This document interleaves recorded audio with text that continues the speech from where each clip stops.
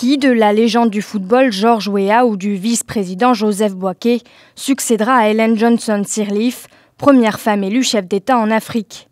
À 51 ans, George Weah, star du PSG et du Milan AC dans les années 90, part favori face à Joseph Boaké, 73 ans, après être arrivé en tête au premier tour dans 11 provinces sur 15. George Weah est parvenu à se faire élire sénateur de la province de Montserrado en 2014, la province la plus peuplée du pays.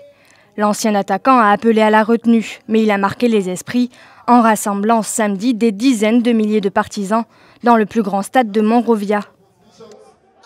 George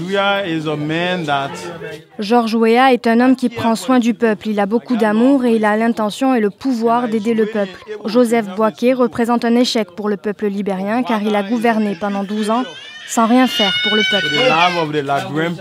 Dimanche, Joseph Boaké, le vice-président sortant, perçu comme l'héritier naturel de la présidente Ellen Johnson Sirleaf, qui ne l'a pas soutenu pour cette campagne, s'est néanmoins dit très confiant de l'emporter.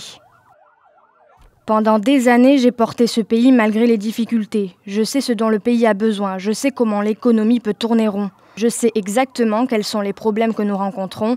Nous devons construire des routes, développer l'agriculture, et nous pouvons parfaitement y arriver. Initialement prévu le 7 novembre, le second tour avait été marqué par des irrégularités et a été suspendu in extremis par la Cour suprême à la suite du recours de Charles Brumskin, candidat arrivé 3e au premier tour le 10 octobre. Ce scrutin marquera la première transition démocratique depuis 3 générations dans ce pays anglophone, ravagé par une guerre civile ayant fait quelques 250 000 morts entre 1989 et 2003 et entré en récession en 2016 sous l'effet de l'épidémie Ebola en Afrique de l'Ouest et de la chute des cours des matières premières. Ellen Johnson Sirleaf, prix Nobel de la paix 2011, qui ne pouvait plus se représenter après 2 mandats, cédera le 22 janvier le pouvoir à son successeur, élu pour 6 ans.